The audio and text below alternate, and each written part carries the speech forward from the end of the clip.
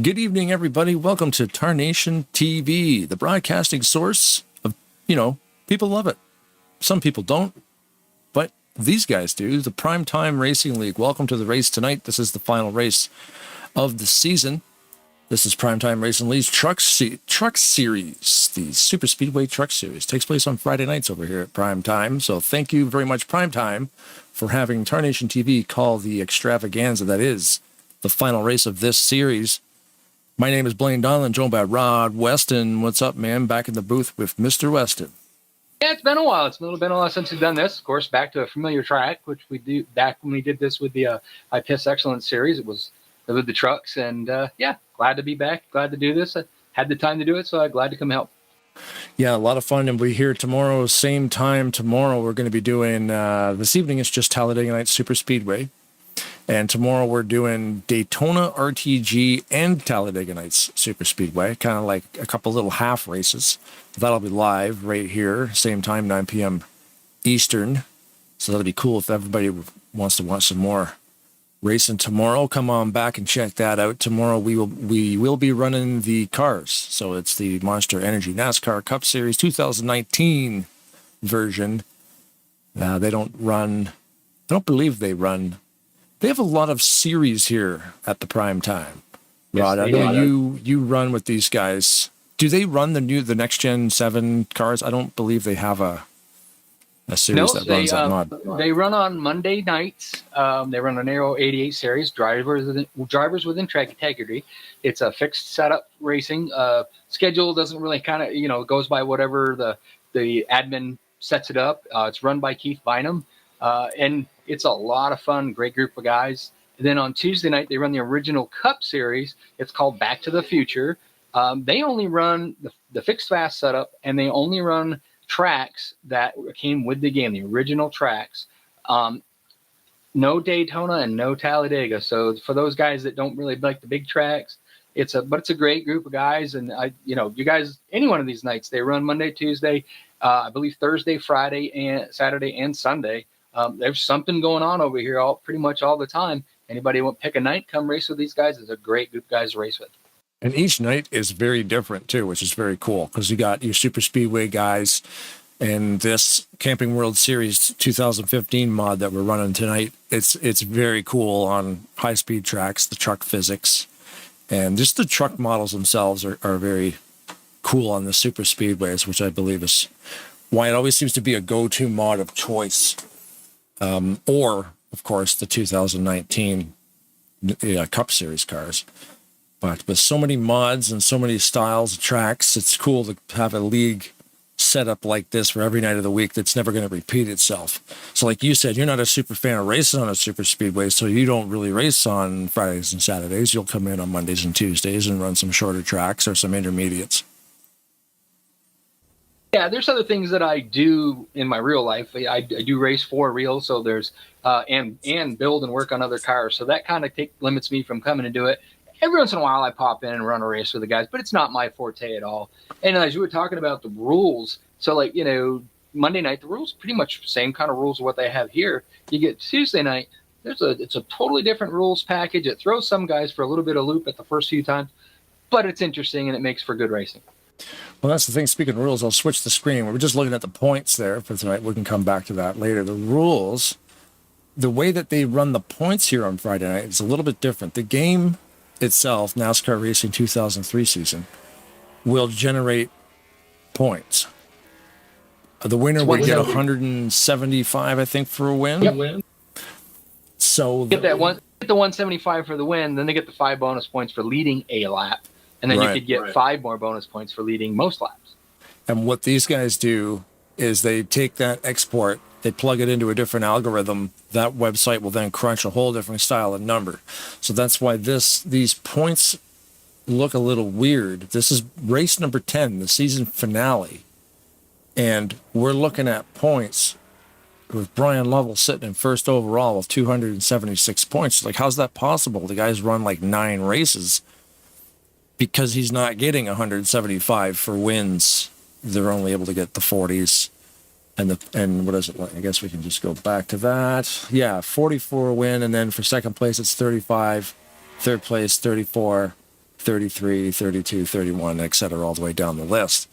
So a lot tighter, and you're not ending up with thousands of points at the end of the thing. And that's the thing too. Different nights, they track points different. So in this series on Friday, it's kind of neat. It gets a little bit more emphasis on winning, because the winner gets more points than, 10 more points than anybody else. So, the second place guy gets, like you said, 35, and then it drops down to 34. You're only 1 point different between the guys. And then that one guy gets a lot more. So really, it's kind of like what NASCAR was trying to do with some of the playoffs. And if you win, you're in kind of thing. You win and you get a lot more points. That's another thing they do here too. As you can see there, you get point for leading a lap, point for gain in most positions during the race. But you see there, no chase playoffs. That's the one thing they adopted the NASCAR Cup Series point system, where that winner will have those 5 more points than second place, and then everybody's 1 point apart. But they took the chase out. So the person with the most points at the end of the 10th race, which is tonight, will win the championship. They don't have a knockout rounds. They don't do any of the playoff stuff. And they do not give provisional points either. So if you're going to miss a week, you're getting 0. They do that on Tuesday as well. So, but yeah, the thing about that is you got people on both sides of the fence of that. The playoff thing is kind of interesting. I think it's great. But myself, I like the old school points. You point yourself in, and then you just, at the end of the season, if you're the guy that was the best out of all the rest of them, you win. Yep. Yeah, I understand why NASCAR changed it, because you had guys clinching the championship before the season was even done. Like, it was 4 races left. Who's gonna come watch those races? We already know that, Matt Kenseth clinched it. So what's the point? So they turned it into a knockout round where it literally comes down to the final lap of the final race. But consistency is cool too. Like, if you're that consistent where you can clinch early, hey, why not? Why not win the championship early?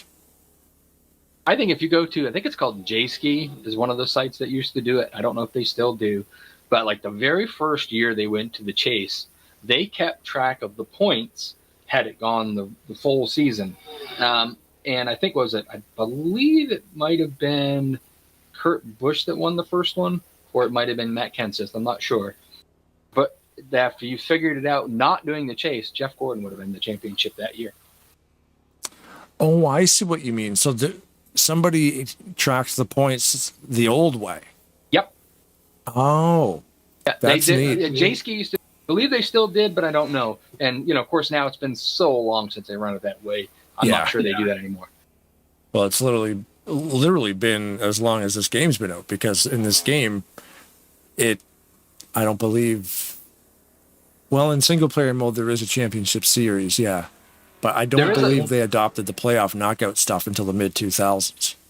Yeah. If you go into the menu of this, there is a championship one. Yep. And when you go into that, you start at Daytona and it goes down through. Ironically, on Tuesday, that's the schedule they follow, less the super speedways. And then they do, I believe it's 10 or 11 race seasons, similar to what they're doing here tonight. And at the end of this 10 race season or 11 race season, they crown a champion. Next week, they just start back over. Oh, wow. They don't even take a week off. Nope. These guys are a bunch of animals. I love that. That's one of ironically, the reason that I am here right now is the league that I was running in would run a winter series. Last year, they decided they did not want to run a winter series. Larry D, who you're familiar with, he races here quite a bit. Yep. He suggested I come over here. I came over here, found a home, and ended up coming up here and being in the booth with you. Wouldn't have happened had they not taken the winter off. Oh, wow. Yeah, that's crazy, eh? So many leagues around. It's like you said, finding a home. If you find a spot you fit, there's lots of spots, man. Every night of the week, this game just never stops. There's so many leagues have supported this thing for so long. I love it. You can take a break from it, and you can come back years later, and it's still here. Happy hour is complete. Did they do the lotto qualifying yet? That's the craziest thing. Yes, they did. They skipped her right to happy hour, so now we have to retire our units from the grid. And you know what, ladies and gentlemen? We'll take you to the track as we full pace lap. So we could actually rip through the field to see the lottery qualifying, how that works. If anybody who doesn't know how that works, usually you run a qualifying, guys will go out and cut some times. Fastest truck around the track would obviously be the pole position. Lottery, they just skip it. The game takes all the drivers, throws them up in the air, and this is how they landed. Completely random. I still beat you in qualifying. Did you? I ended up third. Nice.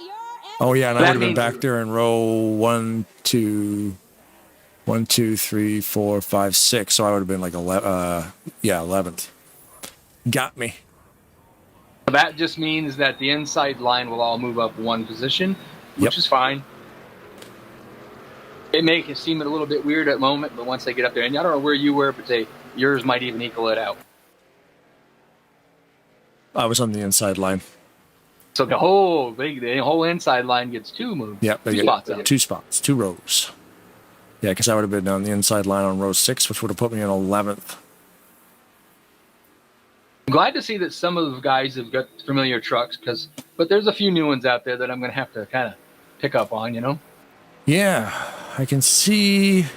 Yeah, Nate's driving a new one. I want to say one thing. I think it's rigged. You got Denny Carroll and Greg Lovell on the front row, and then another. I mean, I'm telling you, that's rigged. Two of the best Superspeedway drivers on this track. I mean, there's a lot of guys out here that are really, really good. These guys are all great. I don't understand how they do it at all. But you get Denny Carroll, you get Greg Lovell, you get Dan Lovell, and Eric in Lovell all together, and they are hard to beat.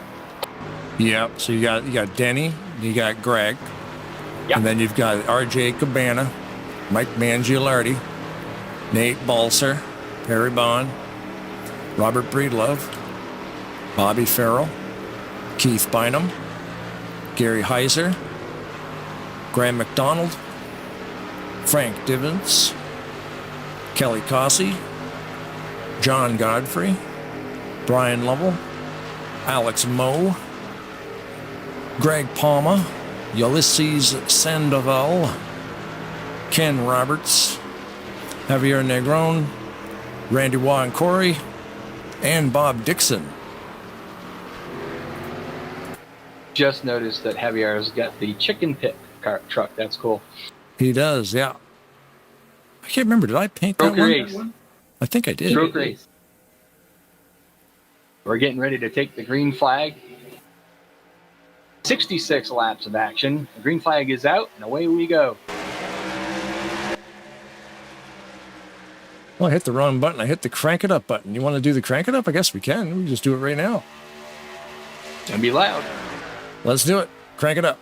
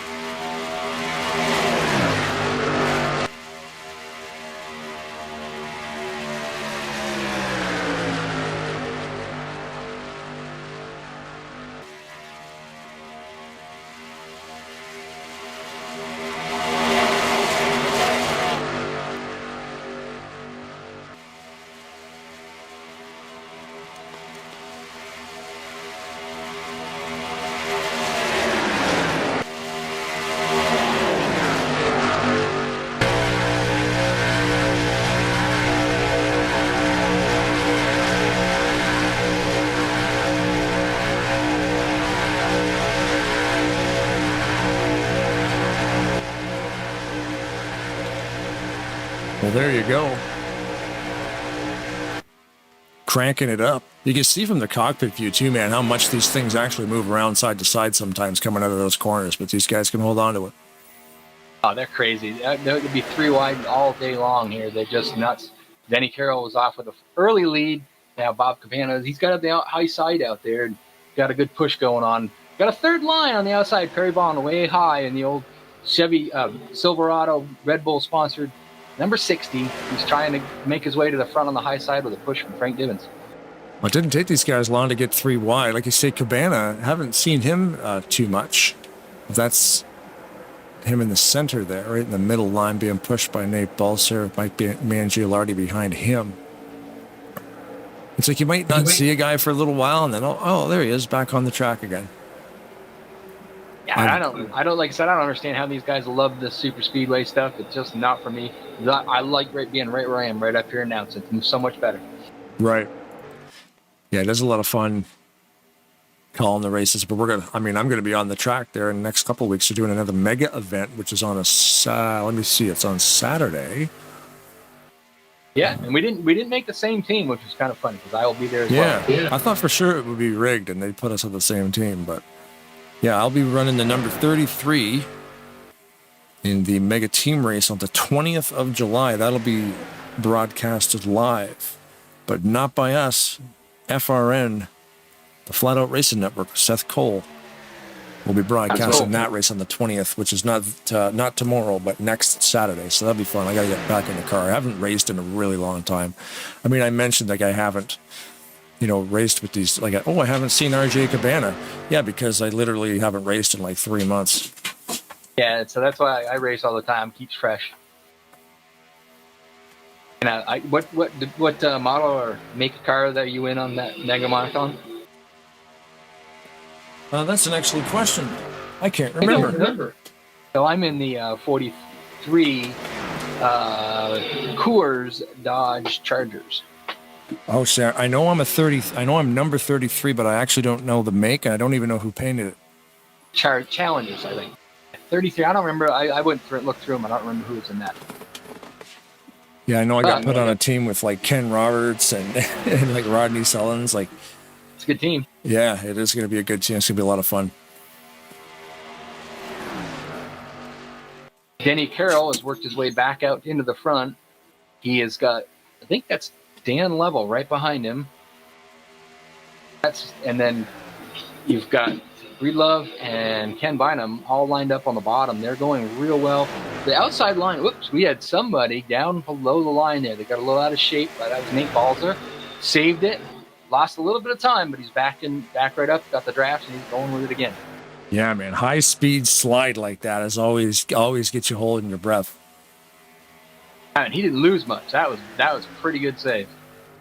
Oh, Frank, I was just focused on Frank Divens there. He got pushed out of line. He was getting a good run on Ulysses, but he was forced to kind of abandon that move just because it got pretty tight right there. So good move by Frank, but it put him out of the shuffle there, to say the least. He's going to go way to the back for pretty much to the back because they just, with no help, he's just going to drop that inside line now with Breedlove is actually rolling out into the lead. The fuel window on, I think it's 12, right? 12 laps, 12 to 14. I don't know what they had it set on earlier when I was practicing because it was about 30. So they may have changed it. So I believe you're correct. It was about 13. Maybe you could probably get a little bit more, if you've been sitting back there just backing off the throttle and trying to save. But you don't want to run out of gas here. No, if you run out of gas here, you're pretty much going down a lap at least one. So we've got them guys coming up onto a lap car. Trying to see who that was. What kind of Dan Level? Okay, Dan Level. All right, so then I guess the one that I saw must have been, I don't know. Yeah, my stats are showing that Dan has actually made a pit stop. So I don't know why, but Dan did make a pit stop. That's why he's now going down a lap. That's a weird. Yeah, we missed that one. That's how good we are. We Yeah. don't see nothing. Kelly Kaza and Greg Palmer in their Brujo's butt paste cars.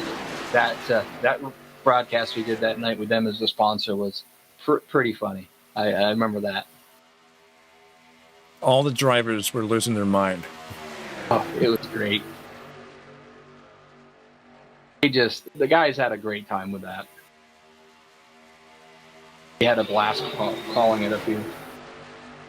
Kind of miss doing this, but like I said, life keeps you busy, and you end up not having the time to do a lot of the stuff that you want to do. So, yeah, and my job changed too. I mean, just end up working later now. I love my job, but it puts me out a little bit later, so it's tough to come home sometimes and actually make it to the computer. I knew I could make a 9 o'clock start, though. That's good. I'm never there that long. If I was ever going to be at work that long, I'd leave. Leader now? Who's the lead now? Bobby Farrell has claimed the lead. Breedlove moved down to the bottom, and then they stayed right on the top and just kept right on rolling. Yeah, so Perry Bond did lead 1 lap, so he will get some points for that. Denny Carroll has 6 laps led. 1 lap from Robert Breedlove, and that'll be the second one for Bobby Farrell right here. We talked earlier about how you get the levels, and Denny Carroll together. Well, you take Kelly Kaza, Greg Palmer, Ken Roberts, and I'm not here tonight, 28. They usually kind of get together and stay together. And although 28, wasn't that? Paglia. Paglia. Okay, so that isn't, yeah. They always stay together just like the Level Boys do. And you get a few people that kind of straggle around, but a lot of the guys will stick right together. And especially, last race of the season, if any one of them guys, like Bobby Farrell's got a chance at a championship, is he going to win it? We don't know. But you know what I mean? He's got all of his guys right behind him, help pushing him to try to keep him out front. More laps led, more he leads, better chance he has. Yeah, that's it. There he is. Just brought the points back up here real quick. We got Brian Lovell in the lead overall. Bobby Farrell, Perry Bond. Frank Divins could win the championship, but he'd have to lead the most laps, and Brian basically wouldn't have to show up. So with Brian actually being here, that pretty much takes Frank's championship hopes out of the mix. But Bobby Farrell and Perry Bond are right there because they got that 40 points for a win. I'm thinking we might see Bob Dixon bail for pitting here. He's usually the first one to pit. He usually goes in a couple of laps early, so we're on to lap number 13 now. And like I said, I think you'll see that the 00, the Kelly Kaza, John Godfrey. Oh, we got a big one in the back here. Yeah, damage is off. They had some sliding all over the place there. Well, I'm thinking the 12-lap pit window is a 3X. These guys are running 2X, so I'm thinking they're more in like a 25-lap range on a tank. Well, that's what I thought, but I wasn't sure. Yeah. Oh. Craig Heiser, the move of the century, just went to the bottom of the track and avoided them all. Gary Heiser? Yeah. He saw the accident happen. He just turned left, went down below the apron. They were all spinning up into the wall, and he drove right through it. My curiosity, I want to see if Heiser was 3. Level. There it is.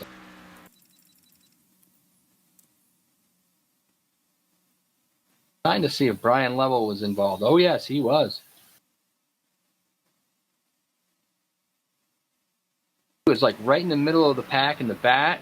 He lifted and he got a little loose and got tagged by some of the spinning trucks. I don't think he got too much damage, but that could hurt his championship potential. Yeah, Gary Heiser literally saw about 12 trucks in front of him just start wrecking. And he just goes down to the apron and drives under the whole thing. Undamaged truck ready to go for the rest of the race.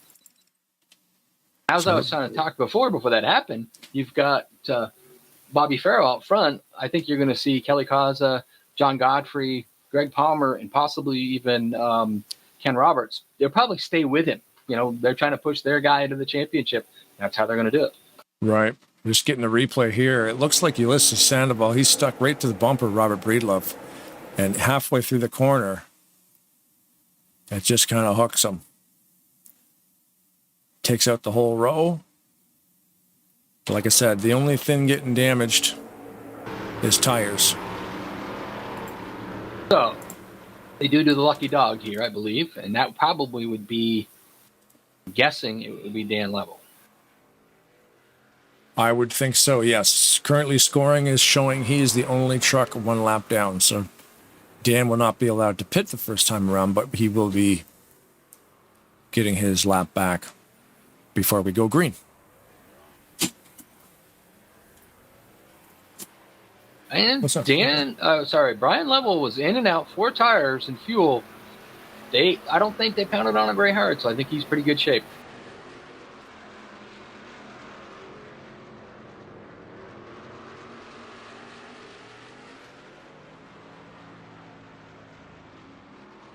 Although he's way back in 15th spot, though. But, yeah, I wouldn't count them out. They'll get pretty quick at these tracks.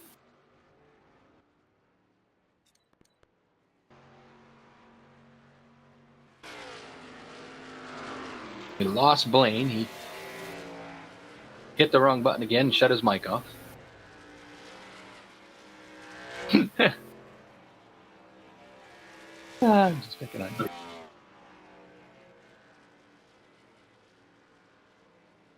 So I don't think, Brian, you said, is there damage on these or no damage at all?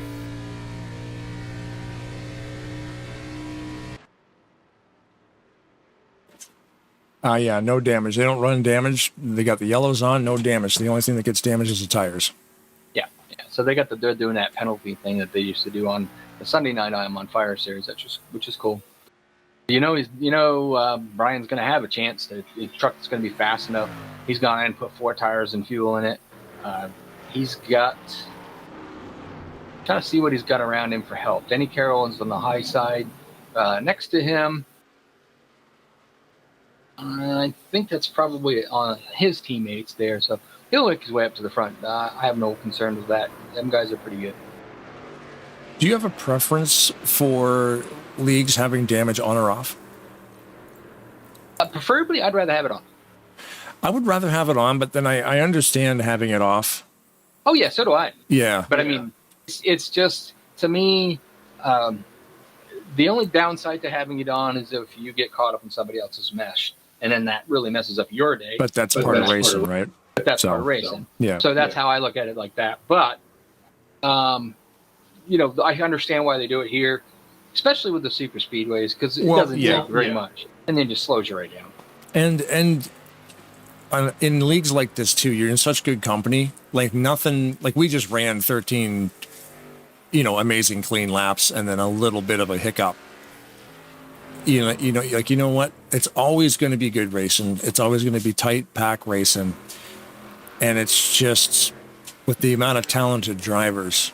Let's just turn the damage off just in case there is a mishap. At least your night's not over. Yep.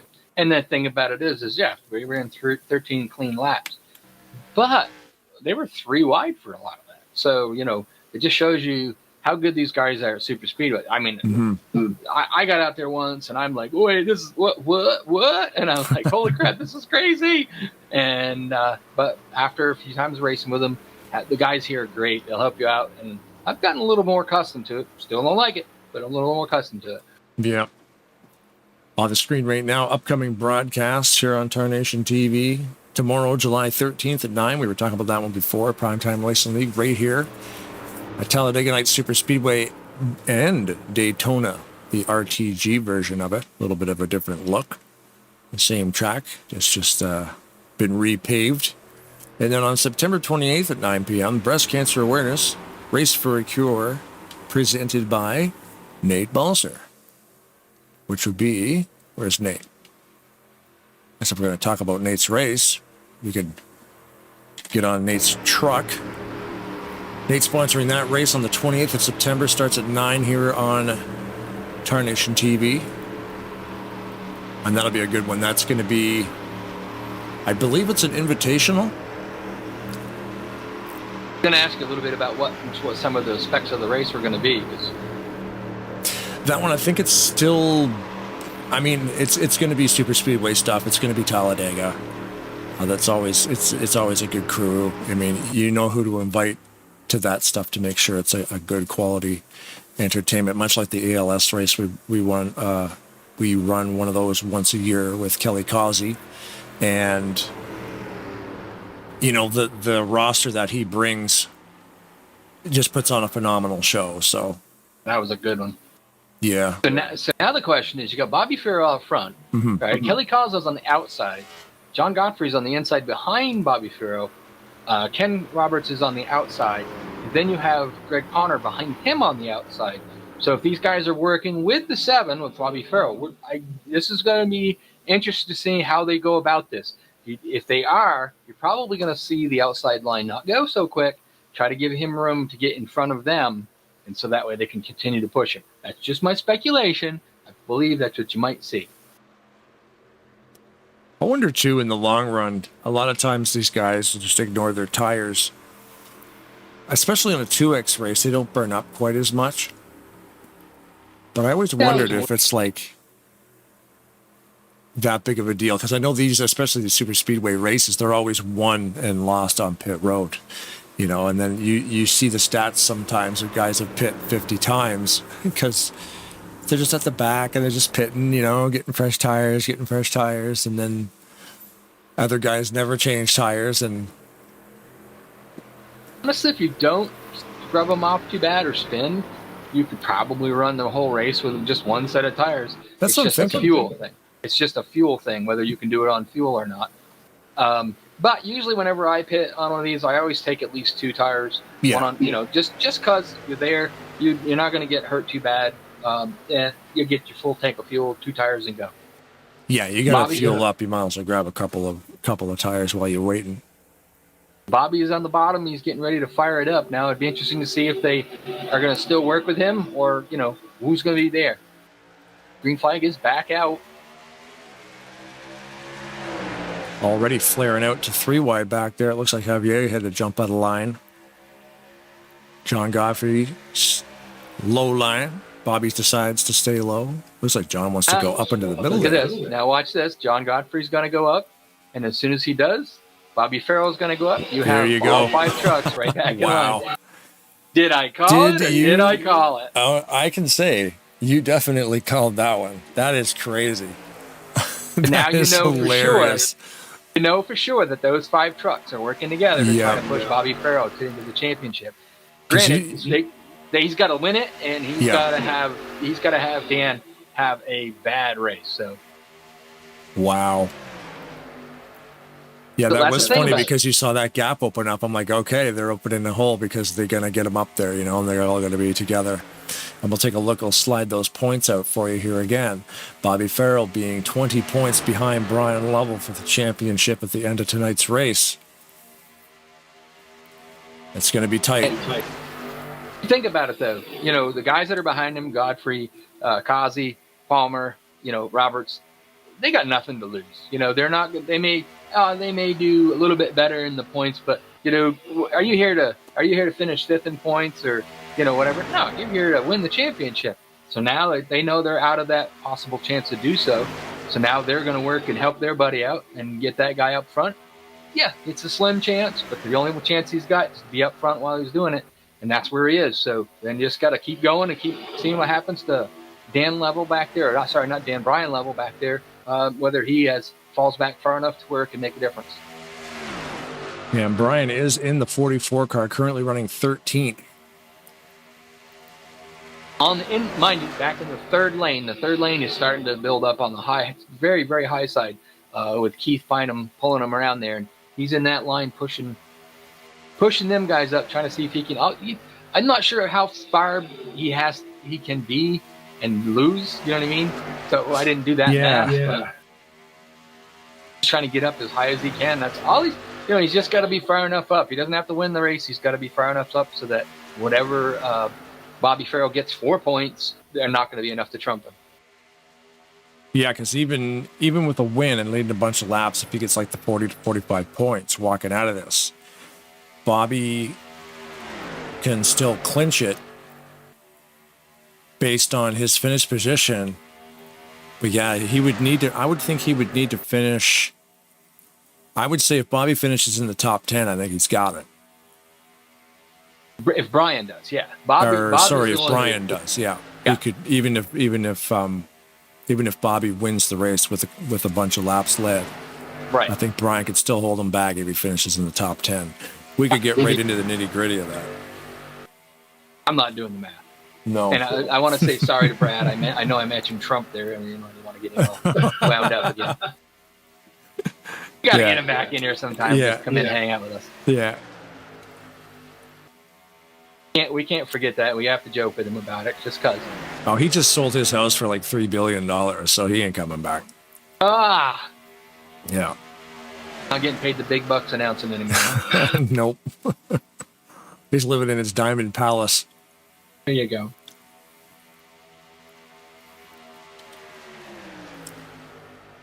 Now Bobby Farrell's down at the bottom. He's lost some of his teammates, but they probably didn't care. He had to do the smart thing. He had to go with a line that's carrying all the momentum. So him and John Godfrey just jumped down in front of Greg Lovell, and I think that's I got to remember. I'm going to do that every once in a while. I can't remember a guy's name by number. 889. That's probably Cabana. Cabana, that's it. Yeah, RJ Cabana. I sound like a rookie now here.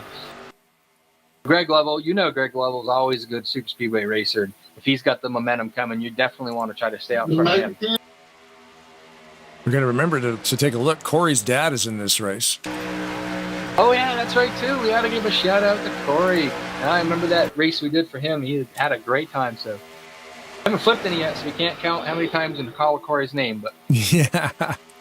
Randy Watt currently at the stripe in position. It doesn't even matter. All these guys are stuffed together so tight. It's going to score him at the line in 13th. They calmed down a little bit and got back 2 by 2. They did, yeah. I noticed that. They settled down. Oh, trouble in the back there. A little wiggle from Bynum. Probably but he didn't lose too much time, which is good. Probably reaching for potato chips like I was. Can't do that and race at the same time. Even it's at this track, It's like I always say to people, they say, "What's the best track to start and learn on?" Talladega. And they go, "Okay, that's the easiest one to do and go out and win." No, it's not. Where you're going to learn the most. It's the easiest track to learn because there's not a braking and a lot of turning, and you just have to learn how to keep yourself straight. It's like playing poker. Playing poker is easy to play. It's hard to master. Exactly what super speedway racing is. My explanation. And a lot of times, they run the Craftsman truck physics here, right? Even when we run the cars here, it's still truck physics. But like if you run the cup physics, you do have to back out. Oh no, wait a second. You do. No, there's a restrictor plate if you run in the cup. Draft. You back out a little bit when you're in the draft just because you're going to run into the guy in front of you. But no, everything is wide open with these things. But yeah, I forgot about the cars. If you run the cup physics, there's a restrictor plate in them, and it maxes you at like 7,000 RPM. And it sucks. That's why they run the trucks, because they're slower, but at least you get to use the whole odometer. Yes. Or the whole tack. Yeah, as my explanation of racing at Talladega and Daytona always is, it's like playing 12 games of chess with, 12 different people at 200 miles an hour. It's crazy. I don't know how the guys keep focused as long as they do. Yeah. Currently focused here on Ulysses Sandoval. Currently 8th overall in points with 214 points, putting him 62 points out of first place. So he won't be able to win this thing, but he can gain some spots. Oh, no. No. That was Dan Lovell just went. Brian Lovell just got spun out of the corner. That could be big. Yeah. No caution. No caution. He went down pit road, I believe. I'm going to back that up and see what happened. That is our series leader, right? And if we don't get another caution, It is. that could be detrimental. There's enough trucks out here. Okay, we got to get a different camera angle on that. He got bumped. Push, probably. A bad push or just a... Nope, he's got nobody behind him. He's not even close to pushing the 388. Something happened above him. The 24. It might have been a bad push from Breedlove onto the 24 of Graham McDonald. Shot Graham down a lane. And unfortunately, Brian Lovell was there to catch the door. So now I just saw Breedlove go down into the pits. I think he's probably doing a drive-through. I believe that's a part of their penalties, as if you were the cause of the incident, actually doing a stop and go. So I think that's what you have to do. You have to stop, take full service, and then come back out. That's your penalty for causing an incident with a driver.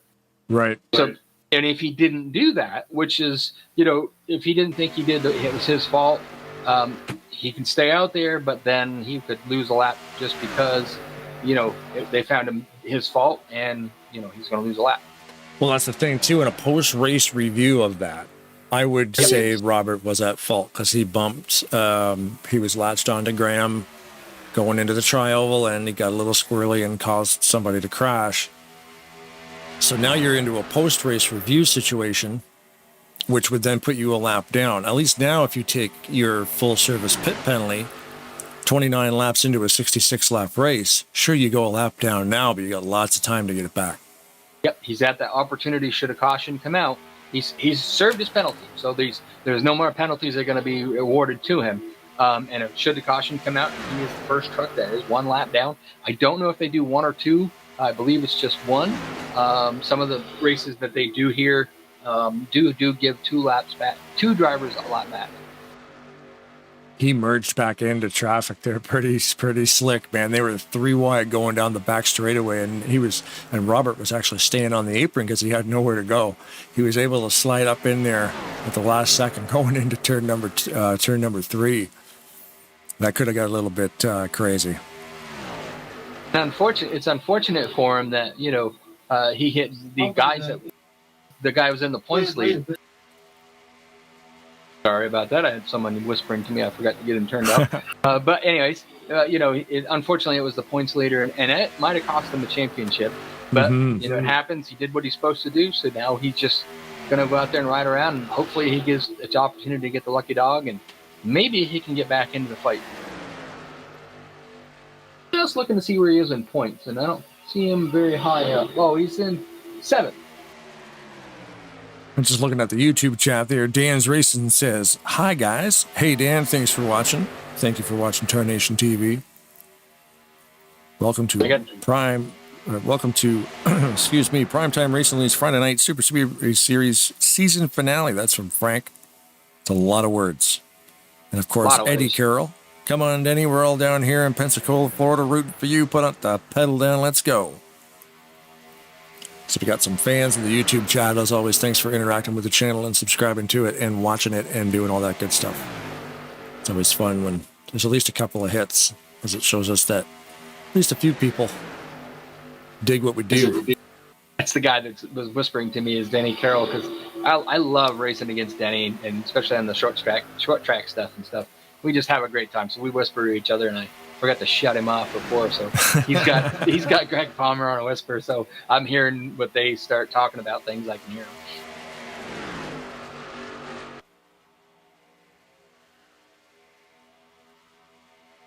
This is a pretty you call it a setup line. deal. It's a good line. They're safe. As of right now, what was the other? Perry Bond is the only other one that had an opportunity, and he's not out front of Bobby Farrell, and he was only 6 points behind. So now we got cars pulling the trucks. But there's my first mistake. All them cars. Yep, cars. Going into the pit. I saw Dan Lovell drop down into the pits. We got to be getting close. You can tell sort of like the single file, they've dropped off that middle line down to the yellow. So they're claiming that spot. I've currently just been following Greg Lovell around here in the 8 truck. Yeah, I'm up there watching Bobby Farrell. They're just about to, if they pit, they won't. But I looked up ahead of them, and Brian Lovell, sorry, is out not too far in front of them, about to get probably put a lap down. Just got to hope if a caution falls. I'm just waiting to see if they pull down a pit road, but they're still going. Nope. We got that pit lane camera set up. I've put that in a special spot so we can actually see the race down pit road, who commits, who doesn't. So we will be flipping back and forth to that. Dan Lovell is just pulling out of the pits. He's going to be coming out. I think I can't see in front of him enough. He stayed way low to let the leaders go, so he's not getting in their way. Yeah, they're also coming back around to Brian Lovell. Yeah, unfortunately for him, he's going to get put a lap down, and he's going to need a caution to be able to get back on the lead lap. And you feel for him too. I mean, that sucks. Yeah. 19 laps led by Bobby Farrell. We got who's coming down to the pits there now. Bob Dixon. So you know we're getting close. Because Bob is usually a lap or two early. He's good for that. It's pretty. Yep. He always pretty constant on that. Him and Tom Dixon. The Dixon brothers will always go a little bit earlier, just to stay out of the hornet's nest. Yeah. So I did that the other day. We ran with the Aero 8 series 4th of July week. We didn't have an actual race on the schedule, so Keith was actually not supposed to be home. Ended up he didn't leave until the next day, so he invited us to come in and do a little race, and we did one at Bermuda. It was different, high-speed Superspeedway track, and now everybody comes down pit road. Most all you lead, most of the pack, other than Keith Bynum. And clean. That's how you do it, ladies and gentlemen. Surrounded by professionals here at Primetime Racing League. And the reason why I was talking about that is I ended up winning the race, and not because my strategy was any better. They pitted, and I was like, I'm not pitting with all of them guys. And I waited one more lap, pitted, came out, had a great pit stop, and they couldn't make it on fuel. I was the only one who could make it on fuel. No way. Yeah. I love it when that happens. Cool. Yeah. So they're all going in for a splash, and you're like, yeah, guys, I'm good. Well, no, I'd come out, and Brian Lovell had a great pit stop just as well. The rest of the guys being a whole pack pitted together, it slowed them down. Well, Brian was the first truck going in, so he got in and got out really good and real smooth. I did the same thing because I pitted by myself. I come out, he was way faster than I was because he was up to speed. I pulled in behind him, and I was just going to follow him to the win, and lo and behold, plus following him saved fuel. Wow. It was a pretty cool one. So That's I think very you're going to see, we'll see how it works out. They all had a really good pit stall. I think you're going to see Bobby Farrell back out front. He's got his buddies behind him. He's got all 4 of his buddies tucked in behind him. And they could have railroaded him right there. We were watching on spectator cam. Ken Roberts could have driven right around him, but they all tucked in behind him. And they know we're looking at these points again. At that white truck, number 7, Bobby Farrell being in second place, 20 points out, with Brian Lovell sitting in first. Brian Lovell right now is also sitting in last place, which in this race is 23rd position. Oh, this is going to be interesting. Wow, that was very interesting. Holy moly. The closing rate is crazy. It's Bobby moving out of the way because he's already on the track when it's all the new guys coming back in from getting pit service, and they're able to basically just go back and claim the spots they had before the green flag cycle. It will take you about a lap to really get up the full song here. Mm-hmm. So all these trucks that you see coming out, it looks like they're going to keep up with them. They may catch them. That's not an issue once they get back up to full speed, but they just went rolling right by them because they're traveling at pretty much close to 200 miles an hour. Right now, I see Bobby Farrell is 198 miles an hour going into the corner. So the other guys still haven't got built up to that. You can see the gap there on pit on that wall cam. A little bit of a gap, but nothing crazy. you got Bobby driving down there in the lead with his calculator, smoking, going, "Do I got it? Do I got it? Do I got it?"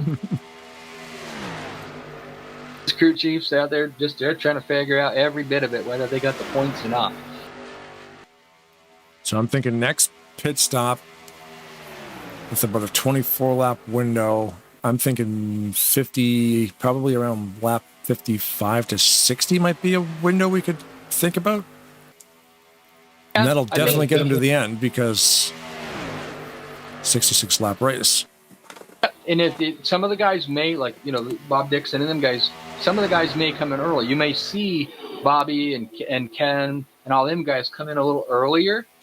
Only just speculating, but if they can get to the point where they can make it on fuel, they may come a little earlier, and then that way they stay out. They're five trucks right in the line like that. It's pretty quick, and they're staying very, very tight. So I see what you're saying. So I'm going fuel window as to, okay, my tank's empty, I gotta go get gas. You might be like, okay, I can go 23 laps on a tank. Let's come in when there's 23 to go and have a longer time and be a lot lighter too, because the more fuel you burn, the lighter the truck is. Yeah, and they just kind of, that you would do that because, the other guys are still going to have to pit.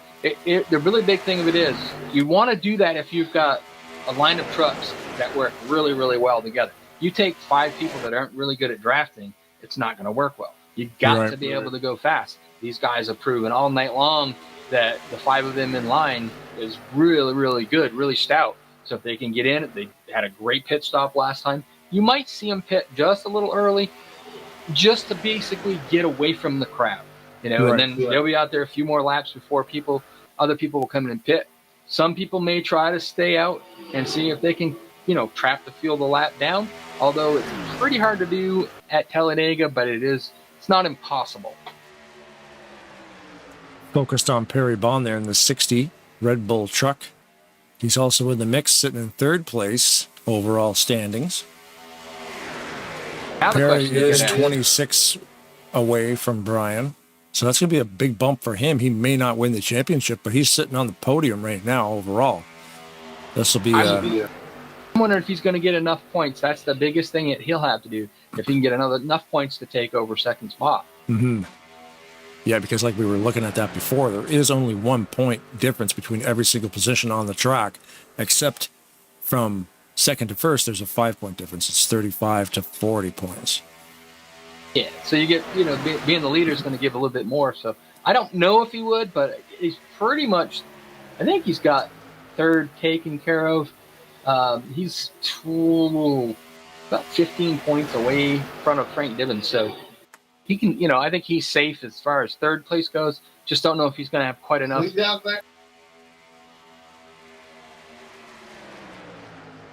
All right. I know 2 of the points, the way they run them, 36th position to 40th. All the drivers only get 1 point apiece, but we only have 23 cars on the track today, so that is not a scenario. Sorry, I'm working on something here. Yep, no problem. Currently focused on Graham McDonald there. Mike Mangialardi behind him, Ulysses Sandoval. RJ Cabana on the outside being pushed by Nate Balser. We're looking at the back of the pack here. Sorry about Carroll, that. I just had to quiet somebody down so I didn't hear him through the broadcast. Yeah, it'd be interesting to see now. Randy Waugh, is he just going a lap down? Did he have a bad pit stop, stuck out by himself? It looks like it, yep. Corey's dad is a lap down now. Might be able to latch onto the back of this pack, though. He's in a good spot here. I see Craig Heiser's out. He's not a lap down, but he's 20 so seconds ahead of these guys. But engine. Whoa. Oh no. That might bring out a yellow. Kelly Causey. Yellow flag is out. There's nothing you can do about that. How he held on to that thing is wild. Because you got instantly no power in the wheels. So usually they go sideways. 24 laps to go. I think they can do that on fuel, right? Yeah, man, they can. And we're going to have yellow flags too. So yellow flag laps, they will definitely be able to make it. Right. So I'd I don't know if I take tires. That's their own decision. But and it looks like your lucky dog is going to be Randy Waugh. So Corey can get excited for his dad. He's going to be back on the lead lap. From third position, Kelly Kazi's into the tri-oval. Thing blows up. Everybody's able to avoid him. That's so cool, though, man. Nobody panicked. Everybody did what they had to do. Yellow will automatically come out since he's now dusting the track with oil. How dare you, Kelly? And they got to want to ride on board? Maybe we should get on board and listen to that thing explode. Oh, yeah. It's always cool to watch a camshaft shatter from inside the cockpit. Here we go. Plug your ears.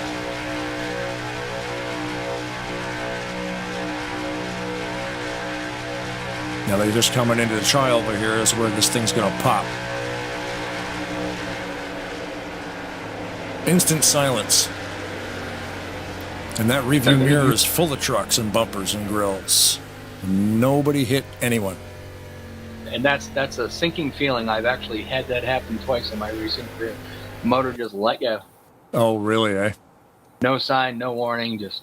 Well, the first one, there was signs and warning. It was all the smoke that was coming out, but it was an enduro car, so it didn't matter.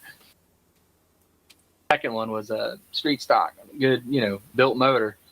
Luckily, my own engine mechanic was really generous, and he thought it was his fault and took it back and fixed us all back up and had a better motor. Everybody's going to make it except for, I see that Greg Lovell stayed out. Really? Craig Lovell, Denny Carroll, Randy Waugh, Corey's dad, Brian Lovell. Now, like I said, I'm not sure if they give 2 lucky dogs or 1. Because if they give 2, Brian Lovell would be back on the lead lap. So know Bobby that Randy Waugh and Brian Lovell and the Javier Negron, they have to stay out anyways because they pit the second time by. Right. But what strategy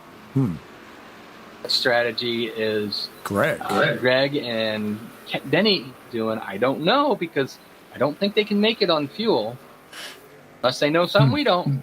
Well, you know what? They might also just be going around one more time just to guarantee. Like they might come in this time. Right, and just top off the second time by to make sure they can make it. Yeah, I mean, that puts them at the end of the pack.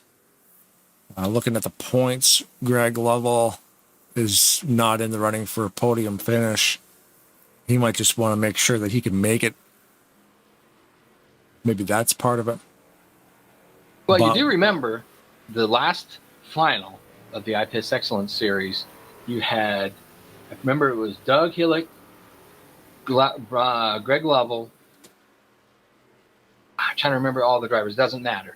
And Doug Hillick went further than we thought he could ever possibly go on fuel, just by the cautions fell right, and he just kept clutching. And it could be. But you get those two together, Greg Lovell and Denny Carroll together. They draft so well. So it may not be too long. They'll be right back up front if they do decide to pit. Currently focusing on Brian Lovell in the 44. First overall in points this season, 276 points. 3 wins here. Race number 1, 4, and 5. First place finishes. So I'm curious. Denny Carroll stayed out, and the rest of the guys that stayed out that last lap, including the cars that were a lap down, they went in and pitted. And Denny Carroll stayed out. I don't understand what his philosophy is on that, but maybe he's gonna try to make it from here. Couple of different peculiar things going on right now. Yeah, and like Greg Lovell just went in, took 2 tires, 2 left side tires.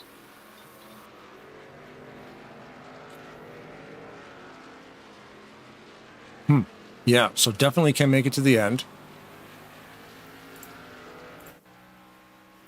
As they always say, the plot thickens. Now we got to find out.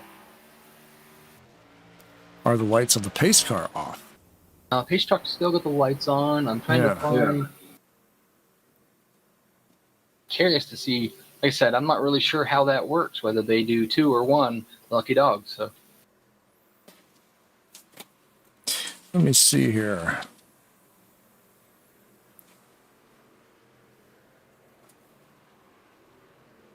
I don't recall. I mean, there's going to be a lucky dog thing in here somewhere. Yeah, and I'm not. One thing I don't know too is how they do it. Some of the leagues do a drive around. Some of the leagues will give you a lap back.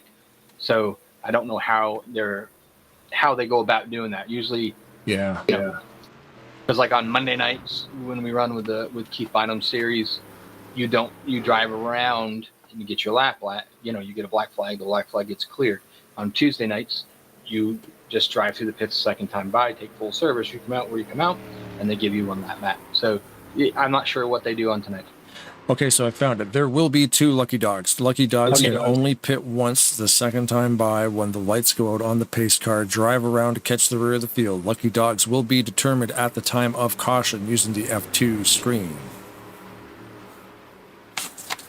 I printed the rules. Nice. There it is.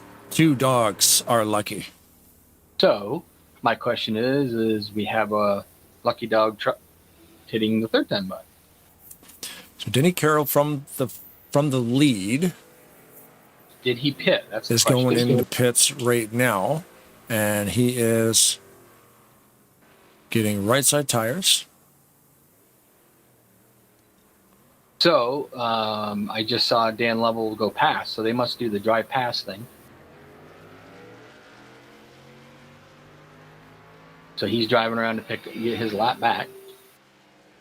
Yeah, they do the full drive around. They want you to put the miles on. Must be that Randy Wow was involved in that caution because he didn't get the lucky dog. It was given to the 44 of Brian Lovell and the 40 of Javier Negron. Okay. But that caution was also blown engine. That's right. I'm not sure what happened there. But so that means that plot thickens a little bit here now. The report coming in from the garage, Kelly Causey is out with a camshaft failure. So the camshaft is probably now multiple pieces inside the motor. I just spoke to in my earpiece here. Keith Bynum wants to say hi to his mom. Hi, Keith's mom. Keith Bynum's mom. Yeah, I said hi, Keith's mom. Oh, okay. Does Keith's mom have a name? I can find that out. Hold on. We should tell Mrs. Keith to get on the YouTube and we can holler. Thanks for watching, Keith's mom. You're the best. We got a response of Ms. Bynum. Okay. That was all. It doesn't want to be called by a first name. So. Thank you, Ms. Bynum. Okay, we're getting ready to go back green. Mrs. X. About what? 19-ish so laps to go. So, we're pretty sure they can make it on fuel. I'm going to keep. It's like one of those things where if we said her name, we'd have to bleep it. Yeah. Bleep. So we're back green. So now you know what's going to happen up front. I'm pretty sure the guys that are going to line up and try to do what they did before. Now, the next question is what is Brian Lovell going to do? So he's back on the lead lap. He's got Dan Lovell around him, Denny Carroll around him. I can guarantee you they're going to start, and Greg Lovell. So they're all going to probably work on getting together, and then they'll see what they can do about bringing him to the front. Because remember, he doesn't have to win. He just got to be close enough to get enough points so that Bobby Farrell cannot get away, cannot steal the championship away from him. Yeah, this is going to be something to watch because, Bobby knows what he's doing. Yeah, and so you can see up front, I kind of got a glance up there that they did exactly what we thought they were going to do. They got all back in line again on the high side. Of course, they've lost John Godfrey helping them out, but that's okay because they've got they picked up Cabana and Juan Gilardi. Cabana just went down to the bottom side in front of Graham McDonald. So it'd be interesting to see, how they do this. But got to keep an eye on the high side there. Brian Level starting to get a build up there with all his kin. I say they're starting to try to get the third line going.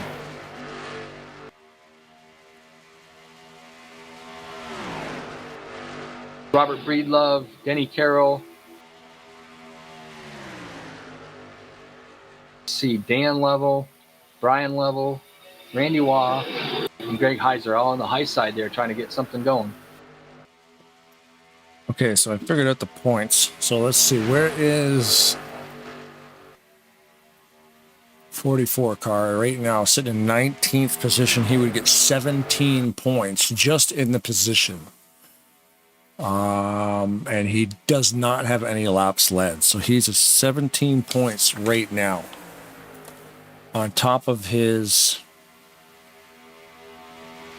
276, yeah. So Bobby's got to beat him by 18 points. Where he is now leading the laps, led a lap, probably led the most laps. He's probably, if it finished right at this very moment, it would probably go to Bobby Farrell. Yeah, really. Oh, man. Do I got to get my calculator? Okay, 1 second. Just saying, it all depends. He's still working his way. They got that high line going, and they're still trying to march their way to the front. Oh, he just dropped from the top side down to the bottom, jumped in behind Greg Level to see if maybe he can make up some more time. Nope, he's back to the high side. He is going wherever the energy is. Okay, so now you've raced on this before in this stuff. Can you imagine being Brian Level in just trying to get up there? It's the championship's there. All you got to do is get up front and make it happen. And by the way, you only got about 14 laps to do that. Yeah, I mean, I've seen it happen. Guys will come out of nowhere, like. Oh yeah, we have just crazy, but. Bobby Farrell's doing everything he has to do to take this championship. And, of course, Brian Level is trying to do everything he can to get enough points to keep him from getting it. Ooh, that was close. What a save by John Godfrey. He just got a little bit too much of a push on the exit of the corner, and he got sideways and saved it. So if Bobby finishes in first, he's led a lap, so he gets the bonus point. He'll have 297 points. And Farrell has 270. Wait. Uh-oh. Somebody get him some new batteries. He needs his first. Yeah. Level.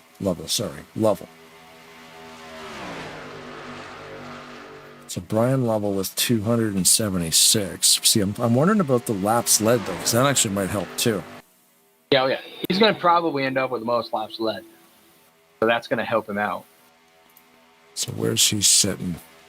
It is interesting to watch Brian Level right now. He is going left, right, up, down, in the middle, up to the top, all to the bottom, just trying to find where the energy is going and get moving towards the front. Man, it's so close. So with a bonus point for leading a lap, they don't give bonus points for leading the most laps. Okay. 1 point for leading a lap, 1 point for gaining the most positions during a race, and 1 point for the most spots gained from a lotto to the finish. It doesn't say anything about most laps led bonus, but that's irrelevant because Brian has not led a lap, and Bobby has led the most. So Bobby Farrell started 8th. So I don't know if he would have enough to be able to, say most laps improve. So you could get some of the drivers from the back that would steal that away from him.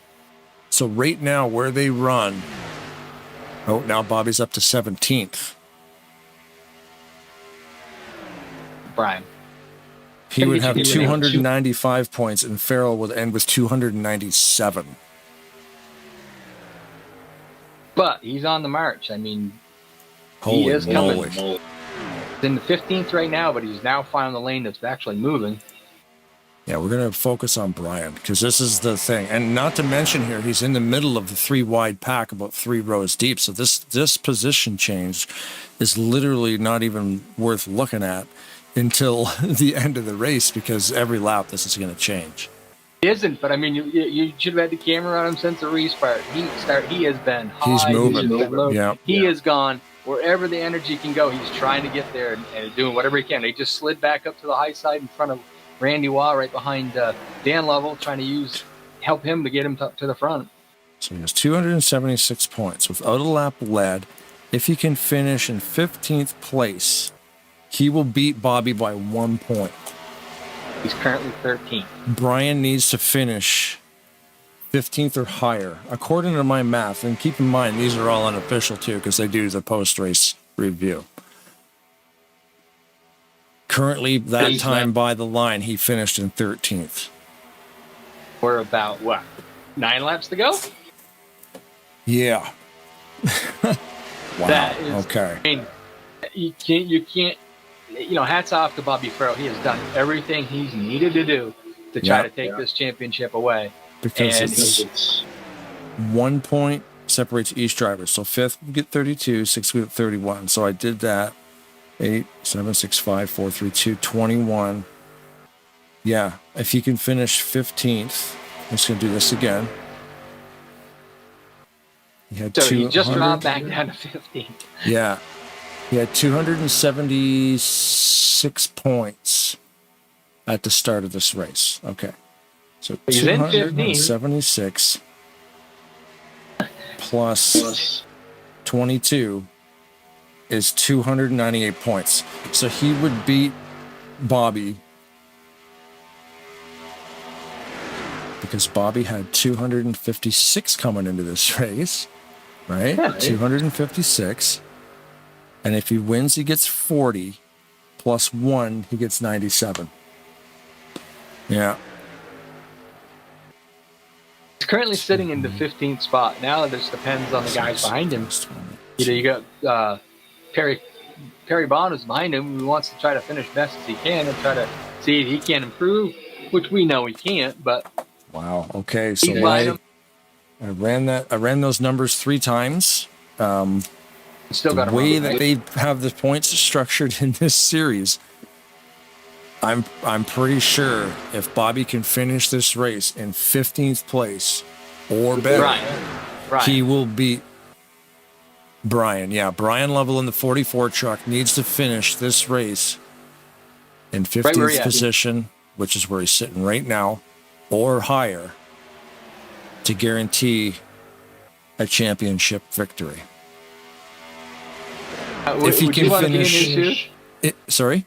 Would you want to be in his shoes? Oh my God, man! If he can finish in 15th, he will beat Bobby Farrell by 1 point. Because Bobby can't do anything else. Bobby's led the most laps, so he's gonna get it. If he wins the race,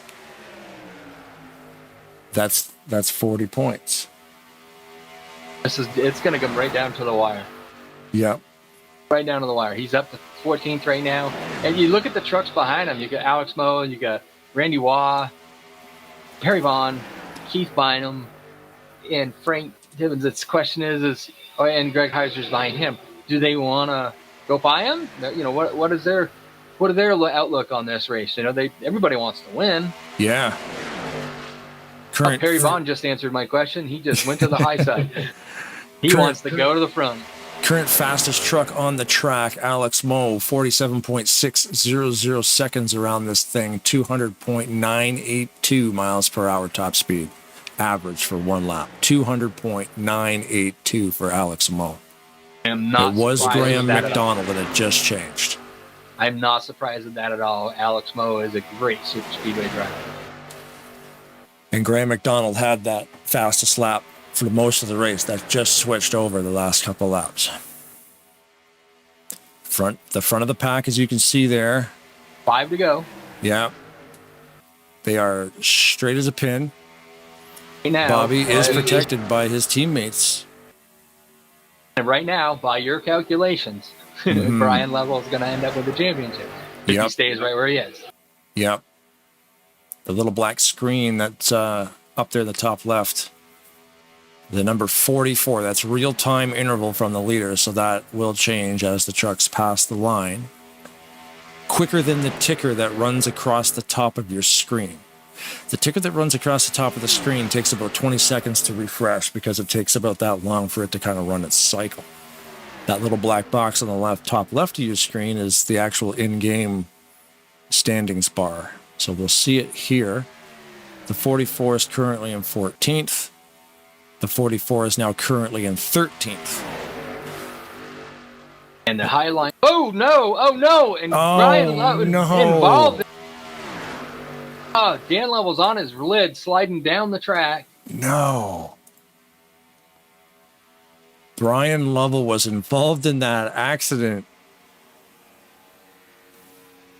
But where is he right now? We don't know. We're going to have to wait for him to cross the line. It's race back situation too, because we are under 10. Somehow that thing landed on its wheels. It was actually in the fence. It almost looks to me like there was a little bit of a glitch, and Brian was so close to the back of Dan, the glitch kind of just threw him around. Oh no, more wrecking. Where is he? 16th. Oh. He's 15th. He needs to be. Keith. He needed to be 15th. This is crazy. Brian Lovell. If this race does not go back, he's going to finish 16th. What, 1 to 2 points out of the championship? Mm-hmm. Wow, that's crazy. No way, dude. We got. We're so we got professional. We're so professional. We get paid to speak, and we're speechless right now. Oh my God, that's crazy.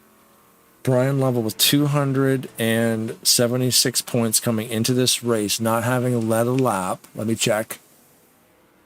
So 0 laps led, and if he gets 16th, he's got 21 points. It's actually a tie. Okay, so now the next thing would be too that. Now you think about this for a minute. Who are his teammates, right? The same guys. All they got to do is drive down through pit road. Oh, geez, are you saying? If you see Greg Lovell, Denny Carroll, Brian Lovell, not park it. Well, all they got to do is drive down pit road, let him go. 1 position gain. Wow. That could be a thing. If he has a buddy in front of him, all he needs is that 1 position. Okay, there goes Graham McDonald. Was he ahead of him? Graham McDonald is ahead of him, yes. So that changes everything. 3 points. Or by 3 spots. Wow, did Graham McDonald just give up a spot? Man, I like this point system, I gotta say. I hope I'm right with my numbers, because I'm trying to do it and watch and try to do it 3 times, and there's 9 to go, and I'm thinking, oh no, I hope I'm right on this one. By Graham McDonald pitting, he did. According to your math, like I said, according to your math, Brian Lovell's going to be your champion. He is 15th position now. I wonder if they know this math. I mean, if they're going off what I'm saying on the live broadcast, they could be listening to us. Oh, no. But I get some hate mail. looking at how they run their points with the 1 point interval, right? 2, 1, 0, 9, 8, 7, 6, 5, 4, 3, 2. Yeah. 22 points for finishing in 15th place. Puts him 1 point in front of Bobby Farrell. But you know what? Why is Bobby Farrell in second right now? Did Nate get him? I was too busy watching the crash. It could be. Yeah, but I don't. Yeah, that's true. That would make a big difference. Wait a second. We're going to back this up real quick. We got 1 lap to go here. We got to find out why. Why is Bobby? We thought we were just assuming Bobby was the leader. Maybe in the race back situation, Nate actually got him. Which is another way it changes the whole complexity of this championship. The whole row 2, 3, 4 wiped out behind on the race back situation, and Nate Balser actually gets him at the line to take the yellow, putting Bobby in second place. Holy crap. Oh my God. So I think it's going to be Bobby. Wait a minute. I don't know. I just saw a bunch of trucks, I think, go down pit road. I did too. Oh my goodness. Oh my goodness gracious. And what 2 trucks did I say had to do it? It doesn't matter because if Bobby Farrell isn't in first anymore. Right, but still, I said, that's one thing you do. If you got teammates out there, they can go down pit road and do a drive-through. It just updated. Scoring just updated. Brian Lovell is now in 12th position. And he's going to be your champion. Pretty sure that. That's why you have teammates. Wow. And the fact that Nate actually, we didn't even notice that. Nate got Bobby at the line to take that yellow. Okay, well, we were so busy trying to keep track of what happened to Brian Lovell. 276. So 276 plus 25 is 301 points.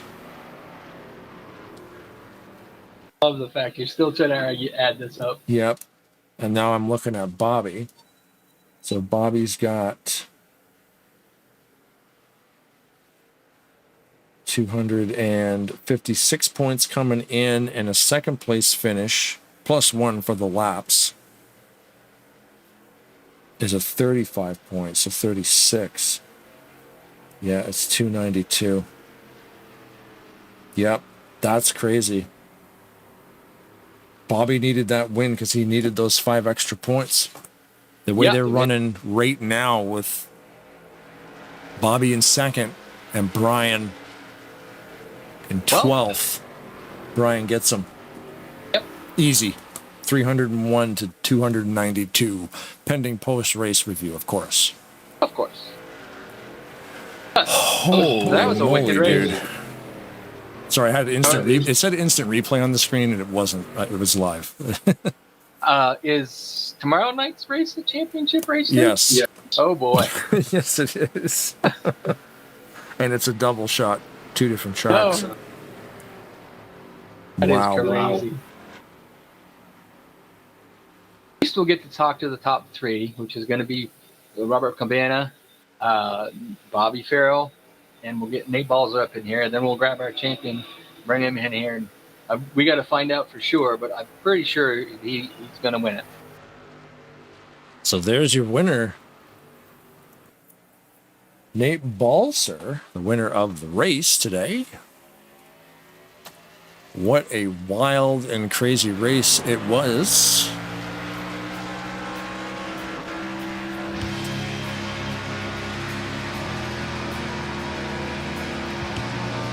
That is unbelievable. I wonder what would have happened if that yellow didn't come out. And we were focused on the wreck with that. We were focused on the wreck that Brian was involved in. Yeah. And didn't even realize that the first 3 rows got in their own accident, and that's what left the door open for Nate to get past the 7. That was crazy. Absolute. It's so awesome. Such a fantastic finish. Nate doing a burnout on the back straight because the congratulations for winning the race tap sent him around in circles. So he's just going to stay on the back straight and burn it down. I can tell that's a Rodney Sellens paint job. We got Brian Lovell's doing burnouts too, so I'm pretty sure that he's going to be our championship. Let's see if we can get Robert Breedlove up here and have a word with him. He's our 3rd place finisher for the night.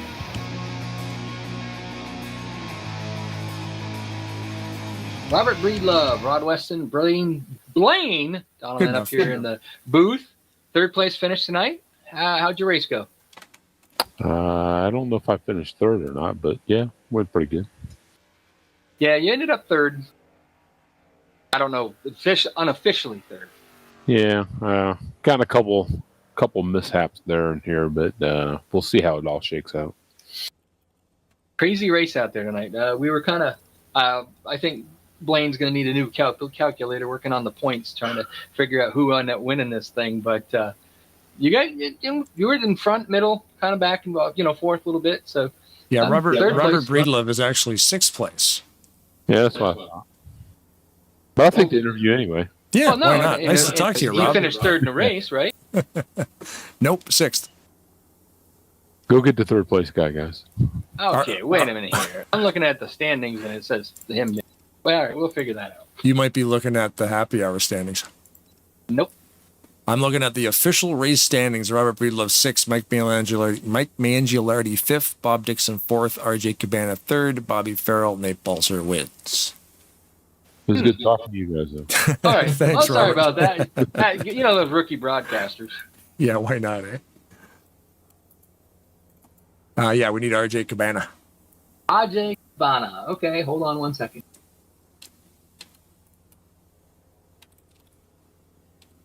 I'm just saving up the replay and the statistics. So we Don't can see RJ there. I think. Yeah, you're right. RJ Cabana Man is. Oh, there he is. That's what I did wrong. I was right. I just grabbed the wrong person. So he disappeared, so we're going to have to go get Bobby Farrell. Huh. Yep. Oh, all right. Sorry about that. We're getting a little confusing. We have new guys up here in the booth, you know. Bobby Farrell, second place. Blaine's going to need a new calculator, figuring it all out. Man. You ran up front, had that thing going pretty good. Yeah, I had some friends tonight, so that helped me helped to stay up front most of the race, and had some solid pit stops and good people. Just came home second, and unfortunately doesn't have the big trophy. But hey, there's always the next season. Man, we were running the numbers, and if you had won the race with the lead laps, you would have won the championship as long as Brian Lovell was 16th or lower, and he was in 15th, I think. And you guys, he was going to beat you, I think, by 1 point. And if he was in 16th, it was going to be a tie. And then the accident happened, and then somehow at the line taking the yellow, Nate got you and put you in second place, and then that just totally threw the numbers off because of those 5 extra points the leader gets. Like, did you know the numbers coming into this thing? Did you know where you had to finish and where he had to finish to be able to get them? I didn't know the exact numbers. I know they give a point for leading a lap. I'm pretty sure they give a point for leading the most laps. So I knew that going in we were 20 points apart. So I knew he had to I had pretty much finish up front and he had to finish in the back. But I didn't know, exactly.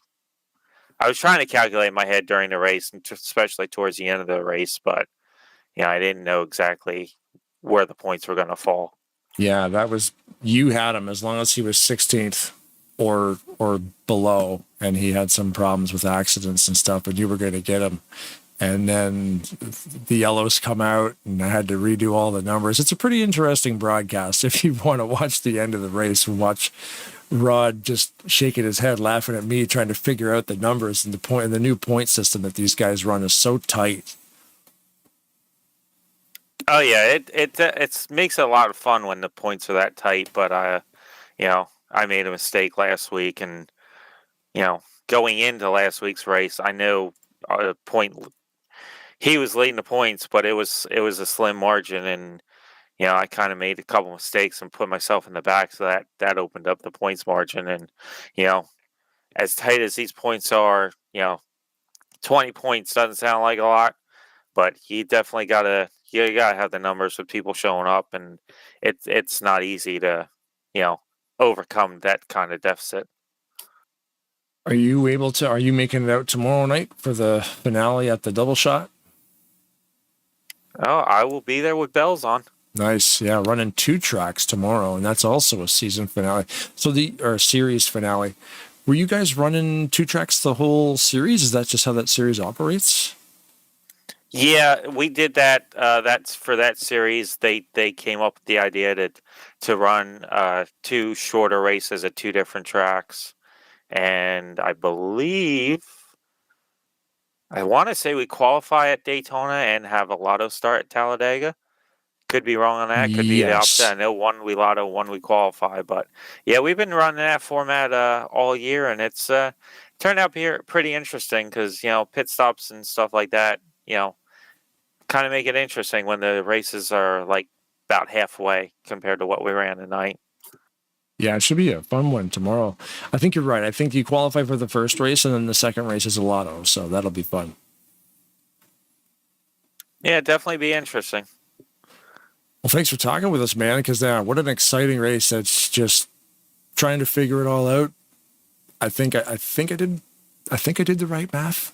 But excellent race, man. Congratulations. You led a ton of laps, dominated that thing, and came out of there with a second place finish, man. So thanks for coming up here to talk with us.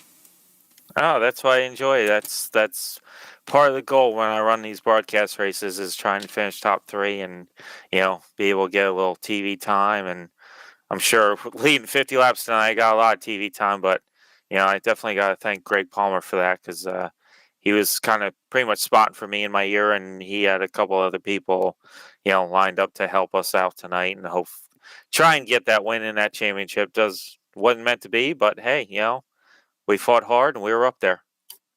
Awesome, dude. Yeah, man. Looking forward to seeing you tomorrow night. This should be a good one. Yeah, I'm looking forward to being a part of it. Thanks, Bobby. And then, thank you, guys. And that takes care of him. And Hey, got RJ Bacavana down here. I'm sorry about that. I got a little mixed up grabbing the wrong person. Just had a little whisper in my ear that Brian Lovell did win the championship. So, official. Take it away, Evelyn. Cover me, Rod. I'm going to do some stuff on the broadcast here so we can make sure that everybody knows Brian won. RJ, you had a fairly decent race. You ran kind of in the middle, a little bit towards the front at the end of it. How'd your race go? In the beginning, it went really well with the lotto starting in the top 5. Goal was just to try to stay up front. I'm not here in the league that often, but just came in, want to keep it clean and keep the car up front. Got shuffled out a few times there, especially after green flag pit stops. Fell back around outside the top 10 a little bit. It was just running, and then we had that engine go, so sort of reset myself, just try to position myself to get up front a little bit more. Then once I got up front a little bit more, I was like really trying the outside there, trying to get a lane going. Thanks to Greg Lovell, he was really pushing me hard there at the end, and then I just got a small bump on the side there, just shuffled me back out again there with about 5 to go, so just tried to make my way back up again, and then obviously with all the chaos and shuffling and stuff, so just got myself up there and came out with a top 3. Can't complain about a top 3 finish. So we're going to try to get this rolling along. Anybody you want to give a shout out to, and let people know, that you can help you out? Yeah, I'd like to thank Primetime Racing League for putting this event on. Appreciate them putting it on and having me in here. Appreciate that and all the work that they do and what you guys do at Tarnation TV. Thank you. Shout out to my kids, Jack, Luke, and West, and my wife, Crystal, and my sister-in-law, Holly, out in California that's watching the event tonight. Thanks for watching, Holly. Awesome. Are you going to be here tomorrow night, RJ? I'm gonna try see how my schedule is, but I'd like to be out there. I'm just fill in the field, but absolutely I'll try to get out here. Sweet. Thanks for talking with us, man. Congratulations. This was a fantastic race. Appreciate it, Blaine. Thanks, guys, for putting this on. Thanks for coming. Nate So now Bolser. Yeah, got it. What's he Stole it doing away. in here? Yeah, somebody dropped me in here. Man, we had no idea. I was running numbers. Okay, we're going like, okay, Farrell's going to get him. He's going to win. If he wins a race, he gets 40 points, da-da-da-da-da. Okay, Farrell could win only if Lovell is 16th or lower. So if Lovell can get 15th or higher, and then the yellow comes out, we didn't even realize the race back to the yellow, you got Bobby at the last second, and that changed the whole thing. I had to redo all my math. Gosh darn it. Well, I got to be honest with you on that one because I had, I was just a kind of a field filler in this race. I mostly raced in the Saturday series based on schedule. And I knew Bobby was in contention somewhere for the championship. And my main goal was pretty much to stay in his lane, no matter how far back I was, to make sure he had all the draft he could. I had no intention or even thought about winning until that that last second. I was even popping the throttle because I wasn't sure if he needed the win or anything like that. My concern was not to screw anybody up. So I wasn't sure. So I started popping the throttle at the end there, just in case, hoping that he would inch ahead. And then it came down and came out, and I was the winner. So, it wasn't, I'm happy. Everybody loves a win, and it was a good race, but it was never my intention to knock anybody out of anything there. Yeah, well, you're able to start the race, man. So I mean, anything can happen. Go win the thing, That's it. It was such a the points series on Friday nights here is insane because it's so tight. Where 1 point literally separates every driver, but then first place has that 5-point gap, and that was it. It came down to literally like 7 point. I think it was 9 points. That's the separation between first and second overall standings. So it's pretty cool. Yeah, they cut it closer. And it was a great race. Greg's always there. Cabana's always there, and I appreciate those guys. There's a lot of people you want to help, a lot of people you can't help. You're not in the right position. So I appreciate it. The whole race was great. I mean, poor Kelly Causey blew a motor. Yeah, that's never a good thing. Rod, you there? Yeah. There you go, buddy. You can ask some questions, bud. I was just letting you take it over. I let him go. So that, I was pretty sneaky of you, but I was just going to let you get to thank the people you want to thank, and we'll get that champion in here and get him yelling at him a little bit. Hey, that sounds good.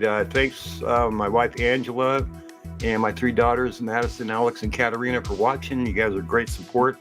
I thank Tarnation TV and Primetime Racing League for everybody putting this on. I had a great time. Thank you, guys. Congrats. Thank you. Thanks a lot. Have a good night, Nate. Brian. Now down to 1. Brian Lowe. Yeah, what a wild and wacky race. Crazy race. To be like, we were watching you majority into the closing laps of that race, kind of going, okay, you got the lucky dog, you got back on the lead lap, but then we started seeing you rolling through the field, so that I had to figure out the points and the separation of like where you needed to be if Bobby was to win the race and get the full 41 points. You had to be 15th to beat him by 1 point.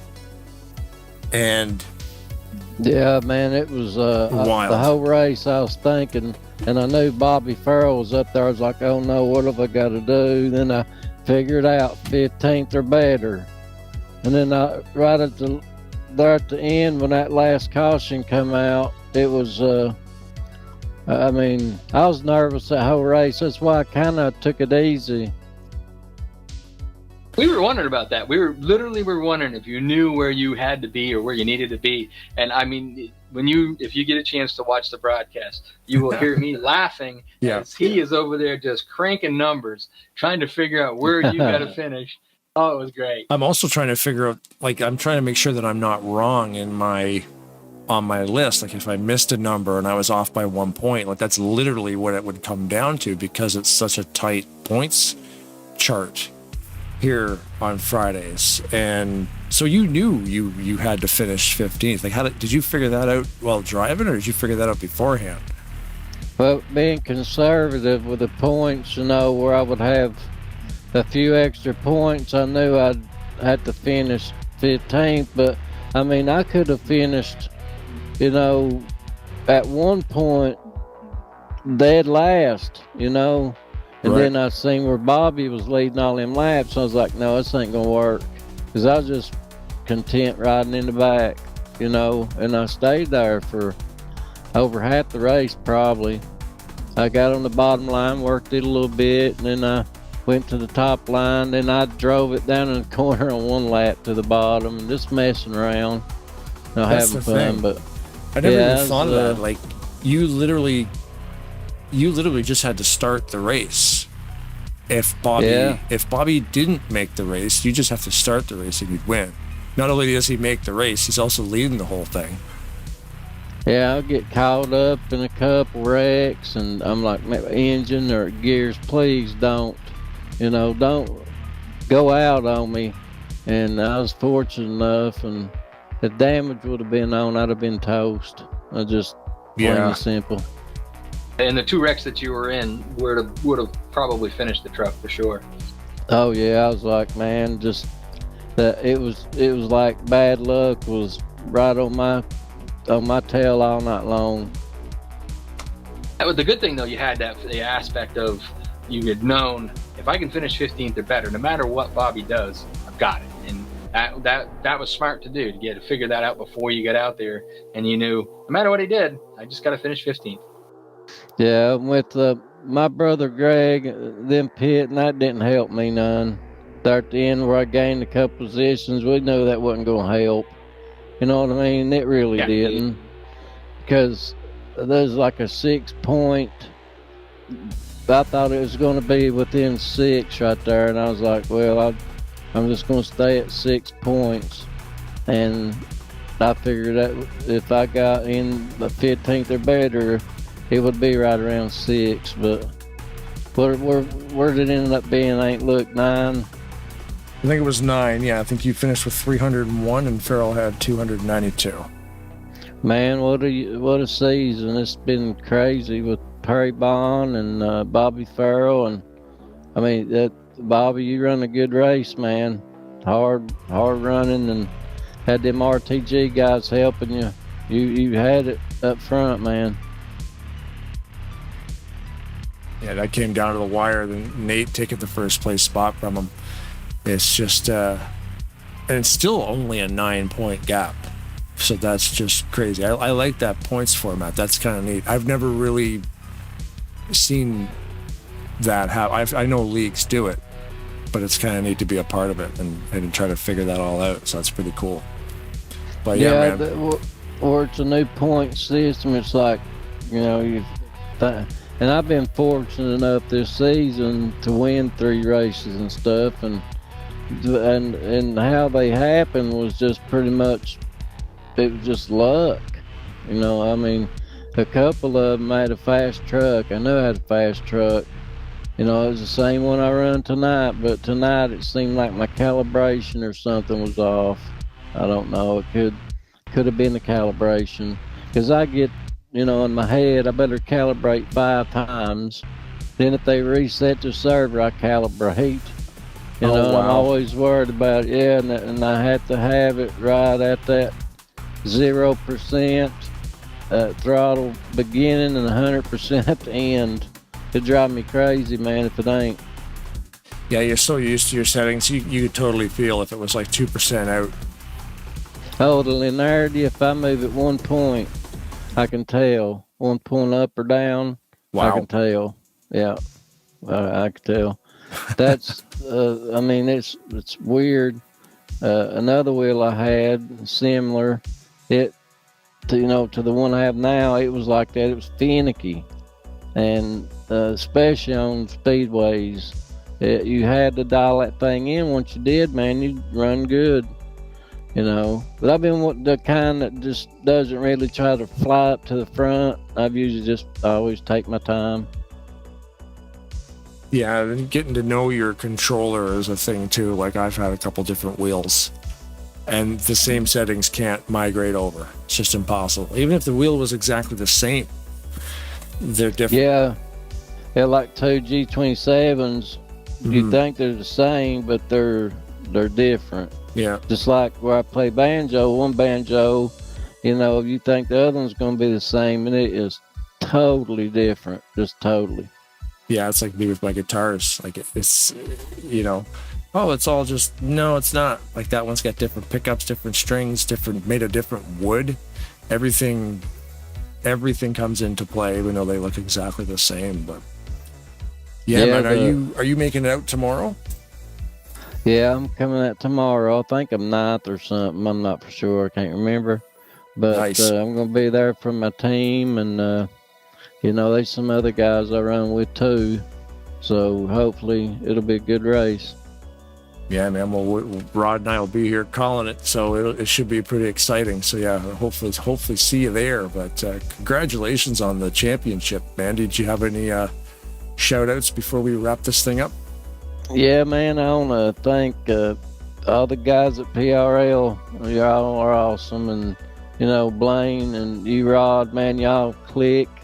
It's amazing how fast you guys come together, and you do an awesome job. Thank you. And, you know, I want to give Tarnation TV a shout out, and anybody out there watching, we appreciate you. You know, we've been doing this a while, and it never gets old. You know, and if other people would try this game, they'll know exactly what I'm talking about. There's, you know, iRacing, if you got the dough, get into it. It's fun, you know, if you get to the right place. But this platform here, it's free. Everything's free with it. It's amazing. You know, it's just, this game is, I love it. Yeah, spend your money on a good controller because you don't need to pay for the sim anymore. Yeah, in 2003, people have to understand this game was not cheap. You know, it was not a disc you went in the Best Buy and give $20 for. Well, I paid more than that. You know, yeah, you lay $100 bill down. You know what I mean? Mm-hmm. Back in 2003, and I mean, it's I can't believe I got back in it in around 2000, and I was away for a few years, and I couldn't believe how much stuff had changed, but yet stayed the same. So it's been a journey. Yeah, and I also want to give, you know, my condolences to Robbie nieces and his family. You know, I'm sorry for their loss. You know, it's never an easy thing, but you know, God's going to take care of it for you guys. And y'all need to understand that, and I'm sure you do. God has control of it. And that's just the bottom line.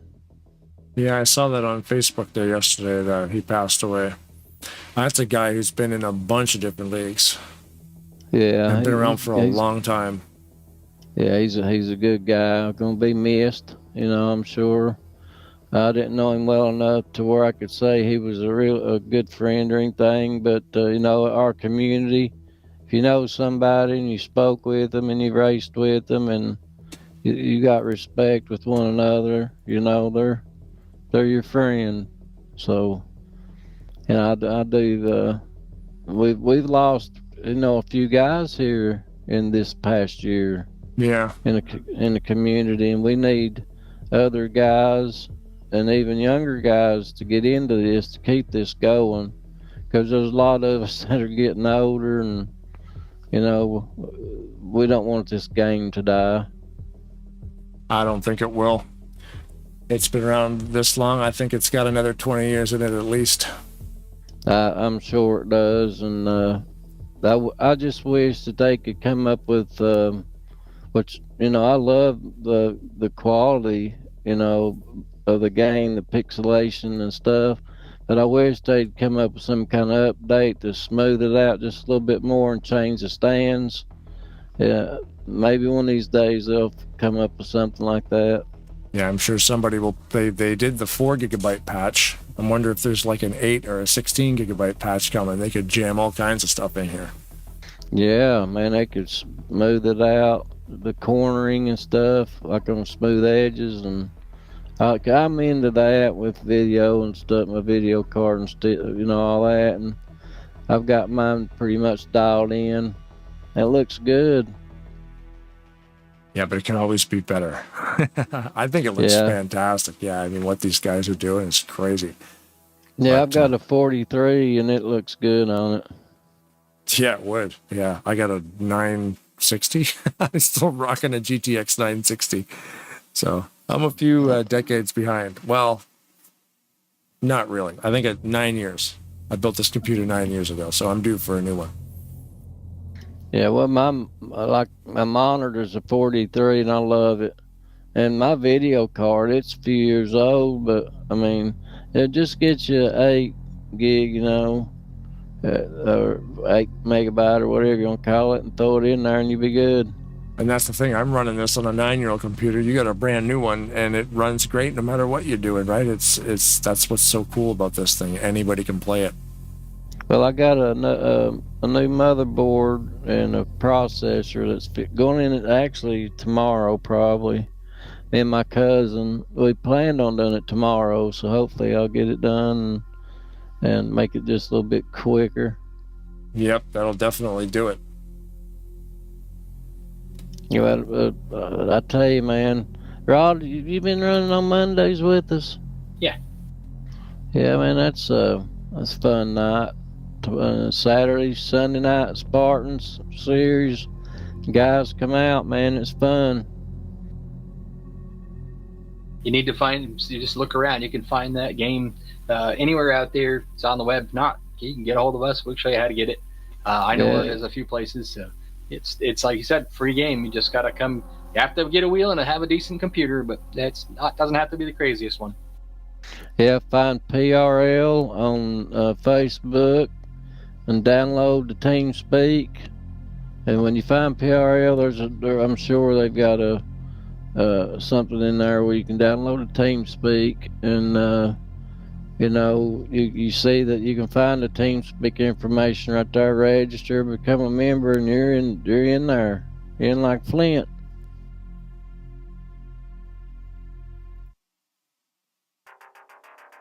Well, yeah, there's lots of resources. Sorry, I was just messing with stuff behind the scenes here. There's lots of resources to get this thing up and running. Windows 10 and 11. So yeah, don't be scared. Go get it if you're into NASCAR, or if you're into racing simulators, because there's IndyCar mods for this too, and go-kart mods and all kinds of stuff. So we can meet online and race each other. Yeah, we just had some new mods come out, Cup 2022, and the new next gen. And they come in the CTS physics and the GNS physics and the Cup physics.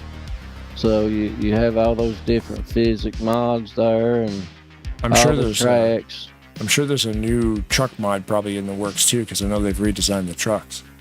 Yeah, they're about 98% on that deal. Nice. So it ain't gonna be. I can't wait, man. That's gonna be so cool. I can't wait till they drop it. Yeah. Yeah. Yeah, those new truck models look pretty awesome, and then they're so different from what we've already seen that it'll be very cool to see them in this sim. Have you ever run the CWS 15 CTS or the Cup version? No. Oh man, all that power with man, you're talking about fun, and especially on road courses. Truck with Cup physics, man, they get up and haul it. And that new Cup 2022 mod, it's like the Cup mod that come with the game. It's just been updated. Those cars scream. I mean, just they scream. Yeah, I saw they did that. They just gave it kind of a polished job, but that one came out of nowhere. I had no idea that one was coming. Yeah, and then they come out with the Modifieds 2023. They come out with that, and then there was another mod. I was trying to think that I got. Oh, the Modifieds 2023. Now that's fun, like the Wheeling Modifieds. Right. They've updated that, man, and that's fun. The way the roll cage and stuff was back in the original one, that stuff. With the netting and all that's changed, and you can see better. Yeah, it's cool. Yeah. I run them on Thursdays. It's pretty wild. Oh, and as well, they come out with the 75 and 76 IROC Z28s, and those, man, the 76 Z28s are wicked. I mean, you can't go on a corner flying and them things. You have to, be aware of the tire wear. I don't care if you go to a gripped up track or whatever. They're fast, but in the corner, boy, you got to hold on. I mean, it's it ain't like other mods, but it's fun. And they'll tire a road course up. I ain't kidding. The front tires are a little bit smaller than the back of the on the 76, and they're just, man, they're a blast to drive. Oh, that's awesome. Yeah, I gotta get on some of these new mods, and I didn't know there was that many of them. Oh yeah, they've been dropping quite a few here in the last 6 months. They dropped another one of the go-karts. They come out with that one go-kart, and then they dropped another one, another go-kart mod about, I don't know, 2 or 3 weeks ago. So, Oh, wow. man, I'm waiting on the truck mod. I can't stand it. But guys, you know, I appreciate y'all. And are you still broadcasting? Yep. Yeah, but hate to go. I'm starved to death. I put dinner off, and it's after 11 on the East Coast. Yep. And, you know, but I thank y'all for pulling me down, talking to me, and if anybody still listens, whatever, you know, you may have, you know, your family member or something, you know, when they tell you what they experienced with the game, believe every word, because it's true. Yep. It's a lifestyle, and we always come back. That is true. Yeah. So it's knocked me out of fishing trips and everything this daggone game has, man. Hey, man, could It be worse. has.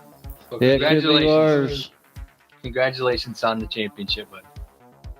Yeah, I appreciate it. Last year in Taylor Nights, I won the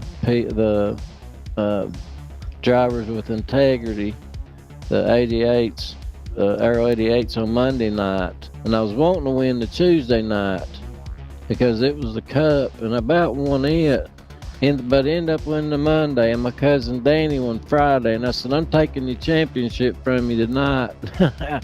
He just laughed at me.